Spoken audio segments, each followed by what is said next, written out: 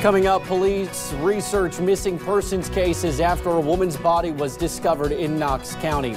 Businesses in the city of Hazard will now be allowed to sell packaged and buy-the-drink alcohol on Sundays. And hundreds of cases of the flu have already been diagnosed, and officials do not expect it to slow down. Dedicated to Eastern and Southern Kentucky, this is WYMT Mountain News This Morning.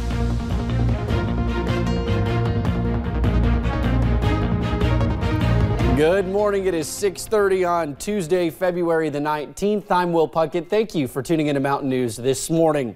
Well, we escaped yesterday without any rain, and we'll get through most of today unscathed until the nighttime hours when it all comes falling down. Let's bring Brandon in this morning. And Brandon, we are in a severe weather alert day because we are still expecting to get quite a bit of rain, but maybe not as much as we first thought. Exactly, and thankfully most of it has kind of backed off a little bit. Of course, two systems, but again, still some significant rain. We've already got saturated ground. We've already had a lot of issues already, and rivers will continue to rise. So we're going to keep a very close eye on things. That's why we're in the severe weather alert day. Let's take a look at the cameras. Check those this morning here at 6:32. US 119, US 23 at Jenkins. Pretty quiet to start the day this morning. We're going to see that trend continue. I-64 Moorhead, all quiet there. Even a few breaks in the clouds this morning, so maybe a little bit of moon shining through. Don't expect that to last. Temperatures chilly, 20s and 30s, upper 20s, low 30s across the region this morning. Almanac, we're supposed to be right around 49 for the average high today. 1 year ago today, we were at 74, which broke a record at Jackson. 42 today is our forecast high, so we're getting closer to that average. That's our forecast for the afternoon. Again, so a few breaks in the clouds this morning, but those rain chances, maybe some wintry mix are possible as we head into the overnight hours, especially up toward the north on that wintry mix. All right, the rest of the forecast in just a few minutes. Will? You know, Steve Hensley's been sharing pictures of a snow event a couple years ago, and I'm thinking, man, why can't that be now? Thanks, Brandon. Well, Kentucky State Police say a woman's body was found in Knox County yesterday morning. Police say a man was walking in a wooded area off Ed Harp Lane just outside of Barberville when he found a woman's body in a shallow creek. Kentucky State Police say they are looking into any current missing persons cases in the area to see if they can connect the body to any of those cases. We know that the Knox County Sheriff's Department is working a female missing persons case, and we're teaming up with them at this time to figure out exactly if these are connected. Now, police say an autopsy will be conducted this morning in Frankfort. After that, officials should have an identity and know more about the cause of death. Well, state police say a woman died Monday in a two-vehicle crash in Lenoir, West Virginia. Troopers say the 27-year-old victim died in a T-bone type crash. A man who was driving the other car was taken to the hospital in Pikeville with non-life-threatening injuries. Other details are unavailable at this time, including the victim's name.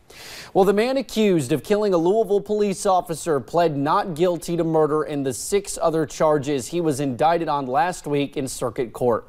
Roger Burdett admitted to taking prescription medicine before the accident that killed Detective Deidre Megado. Yesterday, Judge McKay Chavan set a pre-trial hearing for Burdett for April 8th and a bond hearing for this Friday morning. His current bond that was originally set in district court is $200,000 cash. The prosecutor explained what the judge will consider when making a decision about the prospect of lowering that bond. The factors that the court's to consider for bond are the likelihood that he will reappear for court, the seriousness of the offense, and whether or not there's a potential that he could reoffend if released on bond. Now, while prosecutors have not asked for an increase in bond, the defense team is expected to make a case for it to be lowered on Friday. They and Burdett's family had no comment. Well, at the city commission meeting in Hazard Monday, officials voted on and passed a proposal which would allow alcohol sales on Sundays within city limits. Restaurants and retail stores will now be allowed to sell beer, wine, and liquor, but they must get a permit to do so. That permit costs $300. Some local restaurant owners say they would likely make more money if they could sell alcohol on Sundays. Others at the meeting said Sundays should be preserved for church and God. City officials say the economic benefits would greatly help the city. The first year they made an extra $170,000, and it's gone up for the last 7. And Pikeville didn't have a figure, but the city manager said it's definitely a bump. And, and then there's stipulations on how you can spend the ABC money. but mainly it's on law enforcement. Now, all city commissioners, including the mayor, voted in favor of the proposal. The only one who abstained from voting was Susan Brotherton. That's because she owns a business that sells alcohol. Perry County officials say they will now bring the issue up on a county-wide level so businesses who sell alcohol outside city limits will not be at a disadvantage.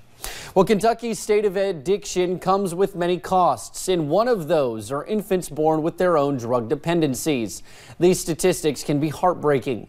15 out of every 1,000 infants in Kentucky are born with an opioid addiction. Miranda Combs investigates how this is not just about the babies. They were all wanting to smother you in this love and care, and almost to the point in the beginning it made me angry because these people are loving on me. She had reason to be weary, spent years with trusting nothing except the relief of opioids. Her babies went to family, she had nothing, and was about to lose her life. I had endocarditis, I was in septic shock, I had a stroke, I was suffering from liver, kidney failure, you know, all these different things. You were about to die? Yeah. Actually, they called my family in to let them know to kind of come say their goodbyes. They didn't expect me to make it through the first night. But she did, and continued through months in the hospital, and then transported to serve a year in jail. After only a month or so, though, she was back in the hospital, still struggling with heart infections from drug use. I still, after getting out, after all of that, I still struggled to be sober. The point in this story is to once again show recovery isn't easy. She soon found out she was pregnant again. But this time, someone so close to death before used life, a tiny life, as the reason to stay clean. It was almost like this, okay, I can be a mom again. You know, I can have that title back. I have this other chance. It was kind of because I lost everything. She stayed with UK's Pathways, a clinic especially for pregnant women with substance use disorder. But here was the key. This place that doesn't exist much but is much needed. A new place to go after the baby is born, called UK's Beyond Birth, where the controversial MAT, or medically assisted treatment, is welcomed and supported. Not the case everywhere or with everyone, Bethany says. A lot of times we look at each other and we're like, well, you're not sober because you're on MAT. You know, why put all this work? Why do all this stuff if I can't even be deemed sober? Medically assisted treatment is typically known as Suboxone on the streets, a drug that can be diverted and abused. But Bethany says it's also saving lives, and the conversations around it need to start. It's very hush-hush about it, and so if you don't hear those, and you're only hearing negative things, then it won't, it won't move forward and get better. She is now a poster child of success, from almost a deadly statistic to a working mother of society.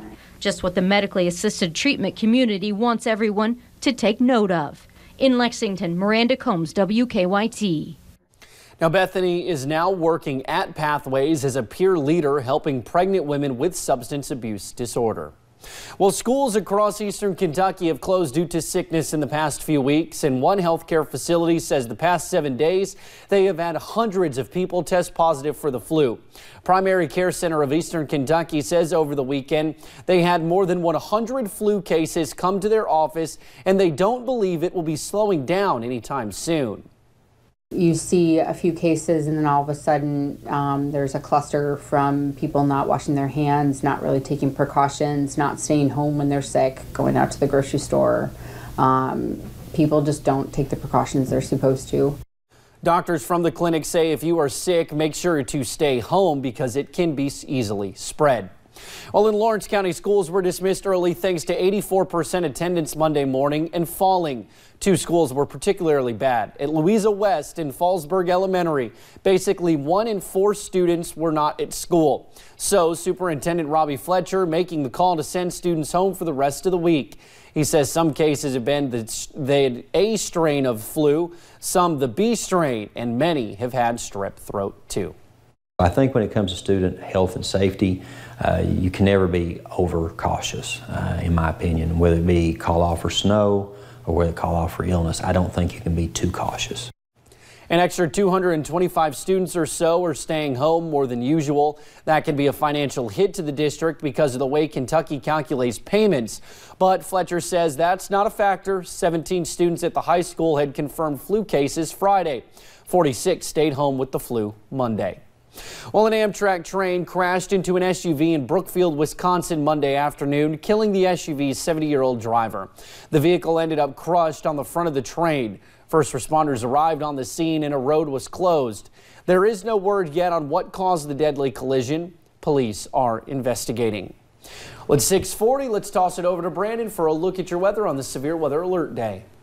Things pretty quiet this morning, but you can see down to our south that band of showers and thunderstorms, some wintry mix, even some snow that's going to drift toward the area with that system number 1 that's going to affect us later tonight. But this morning here at home, some breaks in the clouds already starting to increase back in coverage, though. Temperatures in the 20s and 30s as you head out the door this morning, so chilly. Make sure you bundle up. Make sure you give yourself some time to get those cars warmed up because I'm sure there's a little bit of frost. You factor in a little bit of wind. We're feeling like 19, London and Monticello, low 20s in some locations. So again, just take it easy out there. Regional temperatures still fairly warm down to the south, but you could even see Atlanta a little colder this morning, all the way back up to Indy from 44 to 22. Day planner, we are going to see temperatures climb, but not a whole lot today. Maybe a few peaks of sunshine early, and those clouds will start to thicken back up ahead of our rain chances. Flood watch starts at 7 o'clock tonight for the entire region. Will?